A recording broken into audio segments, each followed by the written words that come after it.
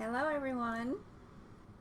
I believe I'm live. Of course I can't tell that I'm live, but this is how Facebook works every single time. It's nice to be here with you. I'm glad that you're in the group. I'm glad that you are learning about the empath, or you've stepped into it a little bit, you're curious, or you're way in the middle of it and you're like, Michelle, I'm loving what this is teaching me about myself. So, or I'm struggling. The empath journey is not easy. I don't trust myself. I have emotions that I'm tapping into that are not necessarily mine, and what's happening in the world is really impacting me. So I'm here because I'd like some help with that. So if this describes you in any way, you're that intuitive, introspective person that helps other people, that loves to give and be there for them, but on the back end, you find yourself emotionally exhausted, mentally drained, or you're just empty on the inside, and you really want to get beyond that because there's got to be some silver lining to all of this. You know what it's like to feel really good. Then you're in the right place. So my name is Michelle Howe, and I am the founder of Empath Evolution. We do healing sessions a couple times a month. I'm actually having a really good time with that. I do one, Diane Barry does one. Somehow that whole end is going to grow, because for empaths, for anybody who is like me, similar to me, when you embrace your journey, it becomes a healing journey for you. The more you have refined how you show up in the world and understand the energy dynamics around you that can impact you, the less you will be negatively impacted by what's around, and the more you can direct from a quality place how you're going to navigate this, because there's all kinds of flavors of energies everywhere you go, everywhere. So there it is, that direct. And for those that are interested, there are private sessions. There's an event coming up with training with it called Expansion to Joy, and then there is my program, Journey to Awakening. All of it. Do you need it? Do you want it? It's really, in my opinion, it's you inside saying, yes, please, I want that in my life. I want to learn more and to be more empowered with the gifts that I do have. So a little bit about me. I've been analyzing people my whole life. I've been analyzing life my whole life, and I have always had this knowing, which is great, but I didn't even know it really was a knowing. I could just see things, and then I could get stymied and perplexed and not quite understand what I saw or what I felt, never realizing that there was a feeling behind it. It was just me being me. Now I know that the way I work is through feeling. The way I relate to the world is through feeling. The way I go is deep. When I talk to people, superficial doesn't cut it, because superficial to me means nothing. The inside is what I feel, and it's really the emotional side of people. What's wrong? That's the first thing. How you doing? What's wrong? How you doing? What's wrong? So today's training is not going to be long. I'm going to get to some key things that I want you to know, and then I'm going to let you simmer on that insight and put it into practice, and certainly comment in this thread. Comment, engage, let me know you're here. I don't know if anybody really is here yet. Actually, I can't tell yet. So I'm going to ask you, if you're watching this, to write something so I can tell. Oh, someone said, hi Jill. Someone said, some of you will watch this on the replay. If you do, please just hashtag replay. Let me know that you watched it. If you have questions, I always like those, and I'll go back in and reread and see what people are coming up with.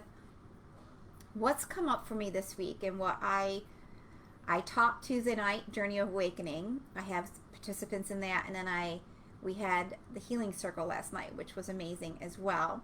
So all of this kind of adds plus my private session adds a flavor to the week. This is the topic that came up.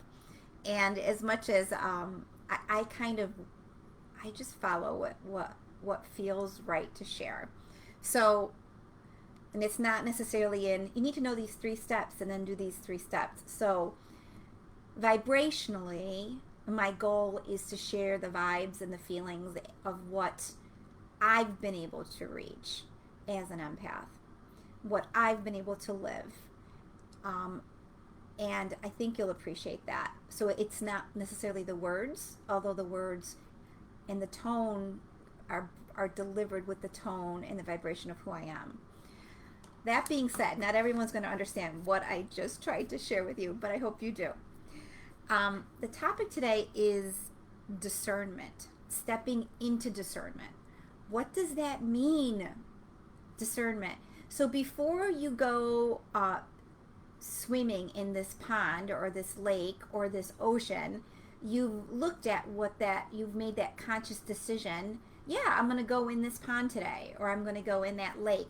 Oh, I'm going to go on this cruise the rest of my life, and this boat has everything I need in it, everything I value in it. And a lot of times, as much as we're introspective and intuitive, we don't always lead with a higher perspective of what's happening. We move into things very quickly because we're attracted to them. We're attracted. So I was teaching this week about, I was looking at the mirror. There's a mirror dynamic that happens with us. We're either attracted to something or someone. We are, we're repelled by something or someone, or there's a neutral lens when it comes to situations, all right?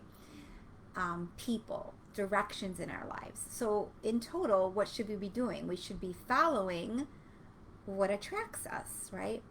But when that attraction leads us into some other things that come with it, it's not that it's wrong, but life gets a little crazy. We were first attracted to this and then it turned into something crazy. That's where being a skilled empath and using your discernment before you step into those waters, before, as much as possible. Now, mind you, we don't control life. We don't control all of these semantics. We typically follow an intangible feeling and we go that way. But what I would caution you from my experience is that, yeah, follow your feelings for sure. But take a look at how long your feelings are going to, what your feelings really are, and take a look, especially if something is like a long-term relationship for you. Take a look at, who am I truly with? Are we and why am I truly with them? And how do we complement one another, or how do we create crazy chaos with one another? I don't know why. Hold on, I've got to do one thing.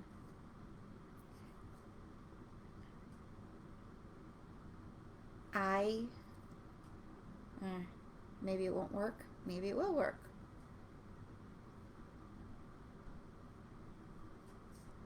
Hold on. Sorry. I have above me like a venting system.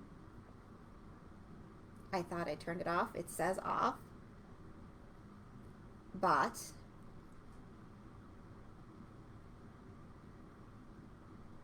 okay. So, sorry. Let me get into this because I wrote out just a few notes for you guys. So, of course it would stop right now. Thank you. I think it's important to denote that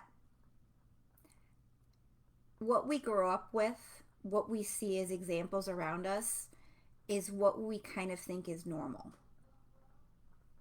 It's kind of what we want. We gravitate to it because we think it's normal. But I would caution you to say, take another look at what you've grown up with and what you thought was normal and step back and say, is that truly what I want?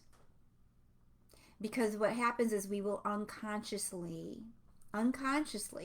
create the same situations we had or we saw within our families until we see the patterns, until we see. So once we see, then we can step back and say, nope, nope, this is what I want. A, B, C, and D. This is what I want. This is what I want in a friend. This is what I want at work. This is what I want in a spouse. This is what I want. This is what I want to create. So we are creator beings. And if we don't take that conscious approach to what am I creating, then it becomes an unconscious thing. And we're just creating what's there already. More of it. I say that from my own experience. And it wasn't until I saw that I had picked somebody that was a lot like my dad. And I was creating something that I was behaving like my mom. And then I'm like, no, I'm Michelle. And this doesn't work for me. It doesn't work for me. It will never work for me. So I scratched that, set it aside, and started with a clean slate. Basically, I am not putting up with A, B, C, and D. Give me somebody that can fit that role, or I don't want anybody. That's really how I didn't mince any words. And I told the universe, that's it. You keep giving me lemons, I'm not eating them, right? So anyway, the point is, when you, whether it's a friend or not, and you're attracted to them and things just happen and things just move forward, it's important to, at some point or another, take notice of the mind of the other person, someone's mental energy. What words do they say? How fast do they talk? And just, what are they focused on? What are they prioritized on? What do they value? You're going to see it by the words that they speak. And what you're looking for is a comparison. You're looking to see, who is this person really? Not what do I feel for them? Who is this person on the outside that I have feelings for? What are they showing up as? What do they value? How do they talk? So the way that somebody expresses themselves mentally, or lack thereof mentally, so it says something about them. The way they approach life.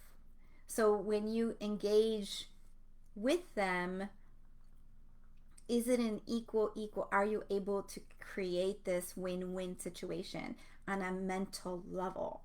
Do you have the same values, the same core beliefs, even though you show up differently? Can you engage in conversation? Second to that is looking at, now you've looked at the mental, and the mental is huge. The mental layer is huge. If the mental layer is too crazy, you'll see their emotions being too crazy too. They'll go up, up, down to the ground, up, up, down. So you really want to look for, how do I say this in words? You really want to look for too strong of opinions, one whole end, an intolerance, an impatience, an anger, and you want to see how they put these thoughts, whether they verbalize them or not, how they put their thoughts into action with other people, what they say about other people. So you really want to get a really good view of them. Not what you think they are, what they are. Objectively looking at it, what they are. So now that intangible feeling is fine. It's based on a feeling, and certainly we don't want to discount feelings that we have for someone. We're attracted to them. But now I'm looking at all of these other things that make you up. And most importantly, if it's a close partner type of a thing. If it's a friendship, still you want to keep an eye out for it, because inevitably all these relationships are in place so you can grow and learn on your own and together how to be the best version of you. So the moment that a relationship becomes stagnant or becomes dependent or becomes negative is the moment that the love goes away. The feeling will go away. So if you don't have the other things that really are the substantial part of a connection with somebody, you can respect them, you can love them, you can trust them, you're on the same page, you support one another, then you really have a relationship that is eventually gonna fall apart, or you're gonna leave, or they're gonna leave, or you're gonna get more wounded or hurt. Like, you're gonna go through these situations that are dramatic, and you didn't do it on purpose. You learn from it, right? We're gonna learn from everything. We learn how strong we are. But in giving you guys these discernment, I'm trying to have you not necessarily lead with what your heart sees and feels right off the bat. I'm saying, okay, take another look. What else is there? What else is there? What else is part of that person? Before you give somebody your heart in full, you want to know who you're giving it to. And you're really looking for authenticity. You're looking to see if their actions match their words and how they speak and the tone of how they speak. Just how abrasive do they get? Do they need to win? And it's really, you're kind of moving towards, what's the ego factor in this person? How much are they wounded? What can I expect from them? Because you're not there to fix them. You're there to partner with them. You're there to enjoy things with them. And, sometimes we enjoy just a cup of tea with them. Other times we enjoy a cup of coffee with them and a latte and a lunch. Other times we're enjoying our whole days with them. So you really want to be quality focused. Who is this person? Where am I spending my time in my life? And how does this improve me? Period. And I think most of us who are empathic and caring and loving might have a hard time saying no to somebody or seeing the negative in somebody or something, because we don't want to hurt people's feelings. But I'm telling you, you're better off not getting involved to begin with, or hurting someone up front, or being uncomfortable up front, rather than dealing with it for 5, 10, 20 years of your life. Some of these contracts that we have and attractions that we have, they're contracts. We're supposed to be with people. We're attracted to them. We're going to learn something together. I'm just trying to save you, to give you this wisdom so you can avoid something that really can be easily avoidable, easily detoured. You don't need to go in that direction. You don't need to go in that direction, because it's just and you're gonna start to feel like an angst about it, and you could diminish it. You could ignore it, because you don't want to feel that. You don't want to validate something that's negative. You don't want to say no to somebody. You don't want to see, you make yourself wrong for seeing something that could technically be your intuition telling you this doesn't add up. This doesn't feel right. So don't ever diminish the power of what you're intuiting, your guidance. And sometimes it's as easy as a question, a deliberate question. Is such and such a person the best thing for, specific question. Is such and such a person going to be a positive experience in my life? Is going to help me create this kind of a life? It's going to help me feel empowered. Like, you want to engage in that conversation with yourself, because you actually have all the answers.